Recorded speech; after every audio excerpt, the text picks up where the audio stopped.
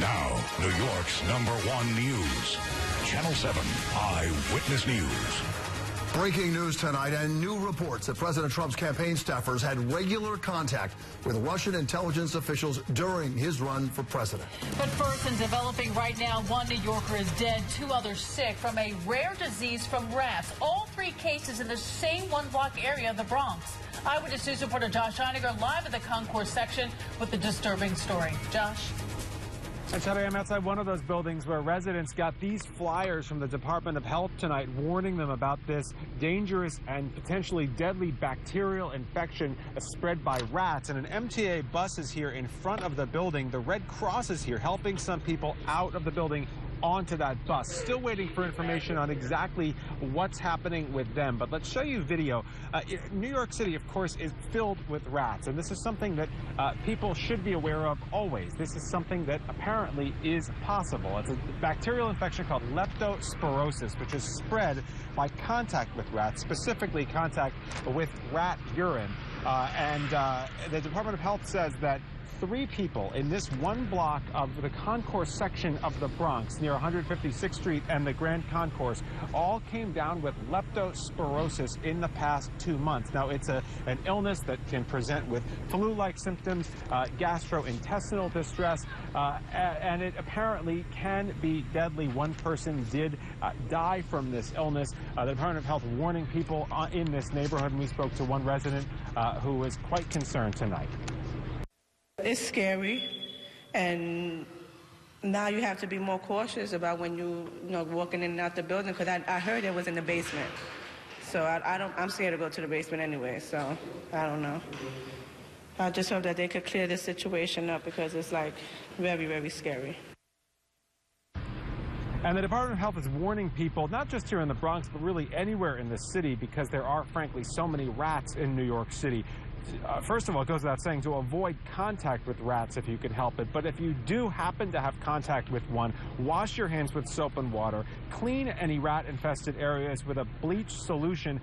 And here's one thing you might not think about. If you're taking trash out to a compactor room, make sure you have shoes on, and then take your shoes off when you get back into your own apartment. Back live here in the concourse section of the Bronx. People who live at this particular building have been told to attend a meeting with the Department of Health tomorrow night at 6:30, and we are waiting to find out from the Red Cross on where they are taking some of the residents from this building and why. We are live for now in the concourse section of the Bronx. Josh Einiger, Channel 7 Eyewitness News. Boy, just very disturbing. Josh, thank you. We have some breaking news tonight involving President Trump's campaign staffers. They reportedly had repeated contacts with senior Russian intelligence officials in the year leading up to the election. The New York Times tonight says communications between the Trump staffers and the Russians were intercepted about the same time that U.S. intelligence discovered Russia was trying to impact the presidential election by hacking into the Democratic National Committee and the Clinton campaign. The Times says these intercepted calls are different from the wiretap conversations last year between disgraced National Security Advisor Mike Flynn and the Russian ambassador. Meanwhile, calls from Congress tonight for investigations into General Flynn and why the president allowed him to stay on the job for 2 weeks after Mr. Trump was told that Flynn was less than truthful with the FBI and with Vice President Pence. Meanwhile, President Trump tomorrow will meet with Israeli Prime Minister Benjamin Netanyahu, their first face-to-face since the inauguration. There is some changing of positions by Mr. Trump concerning Israeli settlements and occupied Palestinian territory and a so-called two-state solution between Israelis and Palestinians. The White House today says it will not necessarily insist on a two-state solution. New at 11, a gruesome discovery at a home in the Bronx that had recently been bought. Police say they discovered the body of a man in his 30s at the Bainbridge Avenue home. He had trauma to the face and head. It's not clear how long the body had been there when it was found yesterday or how the man died. The medical examiner will determine the cause of death. And a message of hate plastered right outside of a building at Rutgers University. The words meant to offend Muslims and anyone in support of them. Tomorrow, students will be taking their concerns to school officials. Eyewitness News reporter Jim Dolan is live at the school in New Brunswick. Jim? Well, Saturday, this was a poster, and it was left by one of those white supremacist groups, this one called American Vanguard. They have their own website, which includes a manifesto, you know, kind of like the Unabomber. The first line of the manifesto, white America is under attack. Now, given the current administration, that might kind of be laughable, except for the fact that that group is apparently now recruiting on college campuses. The Paul Robeson Cultural Center on the Rutgers University campus is designed for inclusion and acceptance. They definitely put it here because they wanted to start some trouble. This is it, a poster taped up right outside the building overnight with a message of hate aimed right at Muslims. I go there for, like, my prayers, and it's like a area where a lot of people come together for prayer. And, like, to know that someone put it, like, right there so we could all see it, like, you know, it doesn't make you feel good. The poster, which comes from a group called American Vanguard, appeared on other campuses today as well, this one at the University of Texas.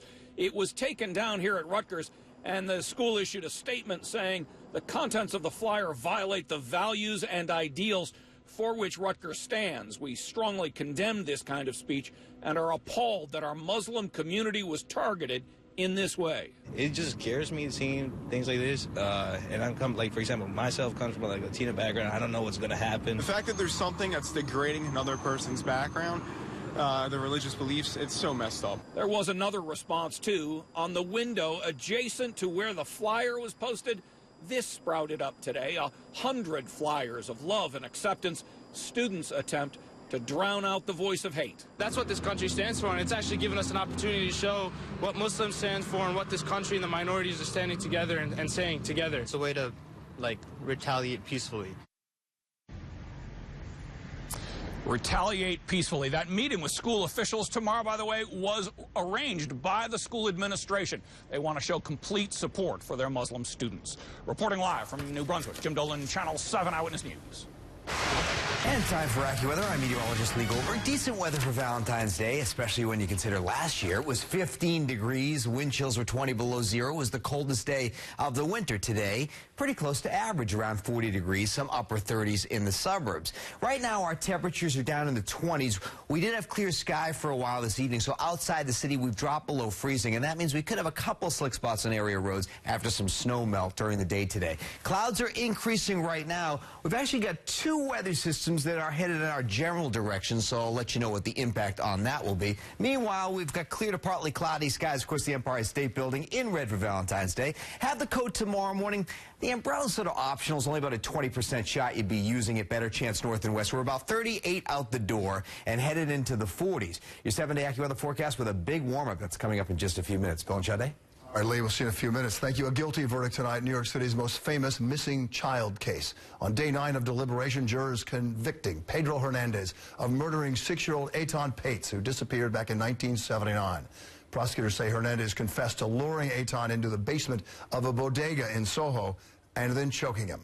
Eitan's body was never found. Hernandez's first trial in 2015 ended in a hung jury. Meanwhile, Eitan's father, tonight, speaking after the verdict. I am truly relieved, and I'll tell you, it's about time. It really is. It's about time. Hernandez will be sentenced on February 28th. His lawyers say they plan to appeal. New at 11, a guilty plea is expected this week by the man accused of buying the guns used in the deadly San Bernardino attack. Prosecutors say Enrique Marquez is set to plead guilty Thursday to conspiring to provide material support to terrorists and making false statements. He faces a maximum of 25 years in prison. Marquez was a longtime friend of shooter Syed Farouk, who killed 14 people in the 2015 attack, along with his wife. And the hunt for 2 women is now underway in the assassination of the estranged brother of North Korean dictator Kim Jong-un. Attackers sprayed Un's half-brother with a liquid at the Kuala Lumpur airport. A short time later, he complained about being in pain. He later died on his way to the hospital. South Korean media reports the 2 suspects are believed to be North Korean agents. A trial date now set for next month for the woman accused of sabotaging her fiance's kayak in the Hudson River. And that killed him.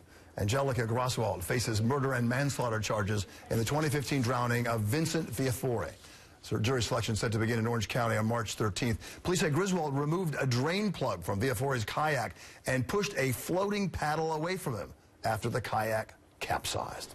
And a vicious fire ripping through a marina on the Jersey Shore today, burning at least a dozen boats. Thick black smoke could be seen rising at the Seaport Inlet in Belmar when the fire broke out earlier today. The destroyed boats all on the dry dock. No one was hurt, fortunately. No buildings were damaged. Cause of the fire still under investigation.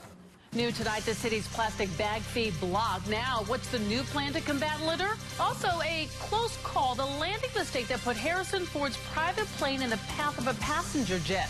Plus this. Immigrants living in fear are now becoming easy prey to scams. I'm Lucy Yang in Woodside, Queens, with that story coming up.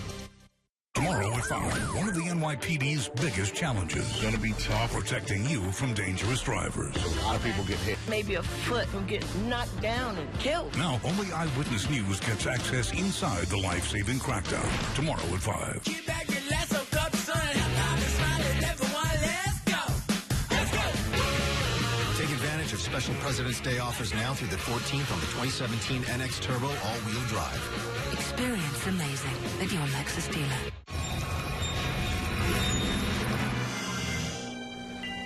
Whoa, that doesn't look good. No, not you. Ordinary fuels can clog your engine with dirt. It's like lugging this around. It's dragging down your fuel economy. But over time, using BP gasoline with Invigorate helps clean up that dirt, like hundreds of scrubbing brushes. So that means a cleaner engine, which helps you get more miles per tank. I'll be here if you need me. BP gasoline with Invigorate, our best fuel ever.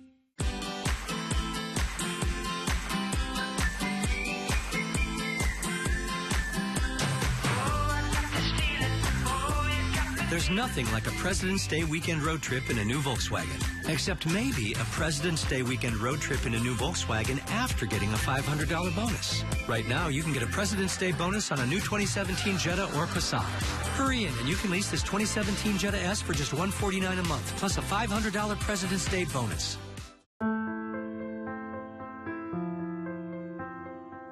New Jerseyans with drug addiction deserve a second chance. New Jersey is making it easier to find treatment. Introducing 1-844-REACH-NJ and reachnj.gov. One number, one website, a clear path to help. Reach out and help the many lives affected by this awful disease. Don't suffer. Don't wait. Help is within reach. It's not just a car, it's your daily retreat. The ES and ES Hybrid. Take advantage of special President's Day offers now through the 28th on the 2017 ES 350. Experience amazing at your Lexus dealer. And a warning tonight about thieves posing as immigration officials trying to rip off undocumented immigrants. City leaders say the scammers are asking them to hand over cash or they'll be immediately deported. Eyewitness News reporter Lucy Yang has the story. People are really nervous. They're scared to go out. This 21-year-old man was born here, but his parents are here illegally, and he fears for their future. Every time I get off work, I call them, make sure they're home. There is great anxiety in Woodside, Queens, where so many immigrants from so many different countries live side by side. Bad enough, many of them fear deportation, but their vulnerability is making them easy prey. He gave them all the money he had on him. Approximately $250. According to Councilman Jimmy Van Bramer, a man was walking in this neighborhood Monday afternoon when he was approached by 4 men who claimed to be immigration agents. We're told they demanded all his cash or he would be arrested. If someone is a victim of fraud, they need to report it right away so we can get the person who did this to them and stop them from victimizing others. We're told the men wore immigration and customs enforcement jackets. A quick browse on the internet shows how cheap and easy it is to buy official-looking merchandise, including badges. This is the place for immigrants. This is terrible. It really feels bad. In the last week, the feds arrested almost 700 immigrants nationwide, claiming they are criminals who need to be deported. Many here worry they will be caught up in a raid. Monday's victim, we're told, now too afraid to contact the police. New York City is actually a sanctuary city, which means if a victim reports a crime, the police are not allowed to ask about immigration status, nor report them to federal agents. In Queens, Lucy Yang, Channel 7, Eyewitness News. Dramatic video to show you tonight of a pregnant teenager getting manhandled and tasered and arrested by New York police.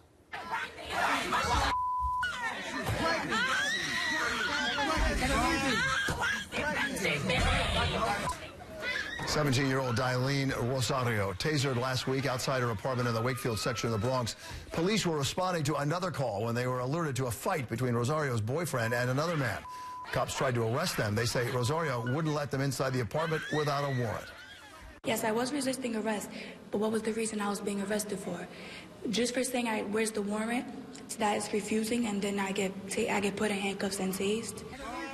Rosario now charged with resisting arrest and harassment. The NYPD tells us they're now reviewing how the cops reacted. If you're a 16 or 17-year-old committing a crime in New York State, you're charged as an adult, but soon that could change. Assembly Democrats passed a bill which would raise the age for juvenile justice to 18 by next year. A family court would then handle most crimes committed by 16 or 17-year-olds. New York and North Carolina are the only two states that prosecute 16 and 17-year-old offenders as adults. The FAA tonight investigating a seriously close call at an airport in Southern California that involved the actor and experienced pilot Harrison Ford. Mr. Ford mistakenly landed a single-engine plane on a taxiway instead of a runway yesterday. This happened at John Wayne Airport in Orange County. Sources say his plane flew over an American Airlines Boeing 737, packed with passengers and waiting for takeoff nearby. Ford has been involved in several aviation incidents before, you'll recall, including a crash on a golf course near Los Angeles in 2015 that left him injured. A helmet cam catches a teenager's brush with death. 3 men rushed to help the girl after her snowmobile plunged into a freezing lake last week in Maine. Working together, they managed to toss a rope to the girl and pull her back onto the ice. She was not seriously hurt.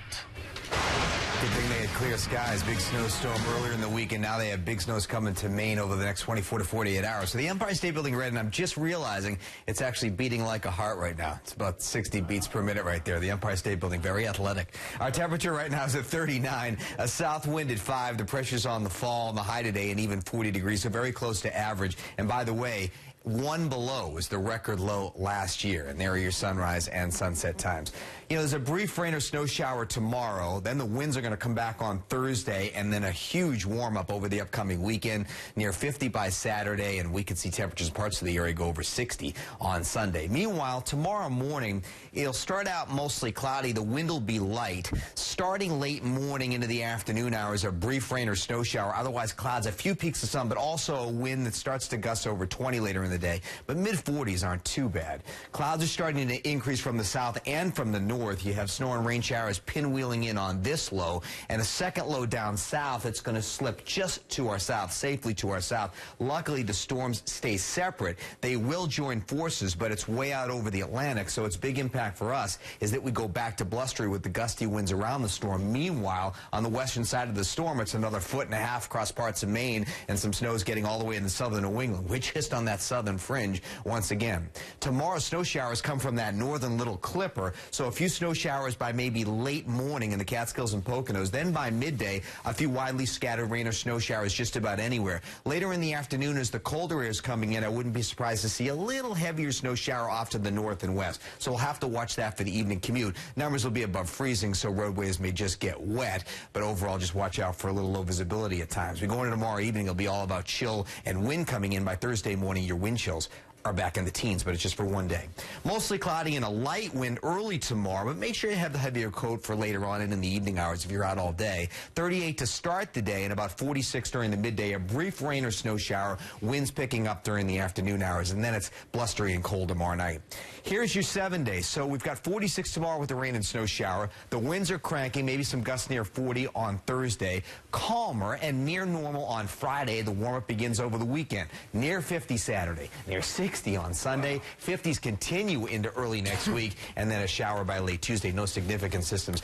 9 inches last week, down to 2 inches in the park. It pretty much is going to be bare by the end of the week. Exactly. It's going to be nice. Bill Evans with an update in the morning. Okay, thanks, Lee. You got it.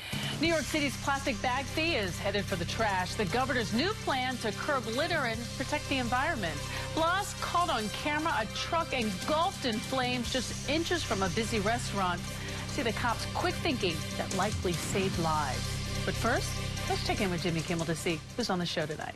Thanks, Sade. Hello, New York. Tonight, a very romantic Valentine's Day show with Denzel Washington. Music from Lucas Graham, and the Sports Illustrated swimsuit cover model is here. Her cover will be blown next on Jimmy Kimmel Live.